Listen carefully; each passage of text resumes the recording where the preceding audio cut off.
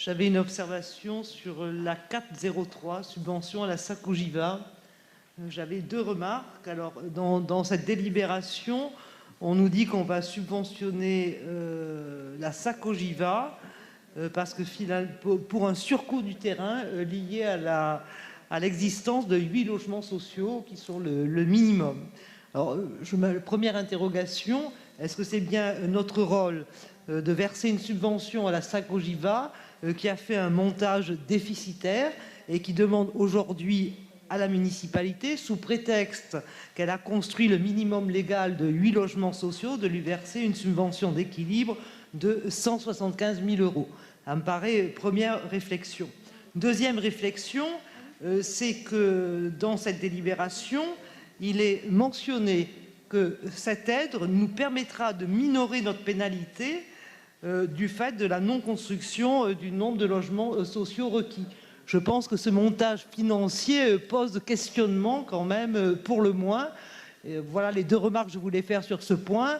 La Sacogiva monte un projet. Il lui appartient de monter un projet qui est fiable et d'équilibrer ses finances. On n'est pas là pour combler le déficit de la Sacogiva. Et le montage financier me paraît quelque peu surprenant de déduire cette subvention des pénalités qu'on doit du fait de l'absence de respect du nombre de logements sociaux qui sont construits.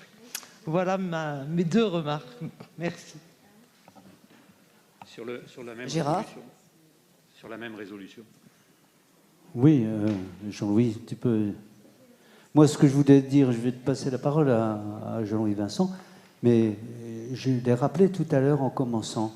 Le terme de subvention est vraiment inadapté. C'est pas une subvention.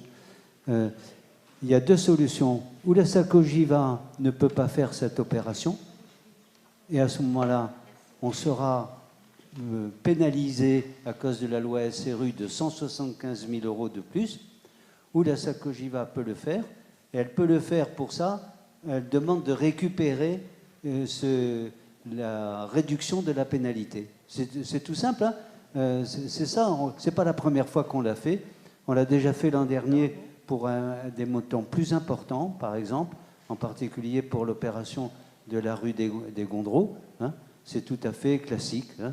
Il n'y a rien de bizarre là-dessus. Si on ne le fait pas parce que ce n'est pas équilibré, eh bien, on sera taxé de 175 000 euros. Voilà, c'est tout simple, hein. Jean-Louis. Oui, le problème, c'est le prix du foncier. À Aix, aujourd'hui, les bailleurs sociaux ne peuvent pas payer le foncier pour sortir des opérations. Le PLAI, ça se sort à 2400 euros le mètre carré pour être financé par la Caisse des dépôts et consignations. Si le prix du foncier est trop élevé, on dépasse ce seuil de 2400 euros et on ne peut pas faire de PLAI. De toute façon, la ville doit payer la pénalité pour insuffisance de logements sociaux. Et si elle fait des efforts pour aider le logement social, ça vient en déduction de la pénalité qu'elle paye. Ce qui fait que ça ne coûte rien à la ville. Soit elle paye à l'État une pénalité, soit elle aide les bailleurs sociaux à construire du logement social. Mais ça ne coûte pas 1 euro de plus à la ville en réalité.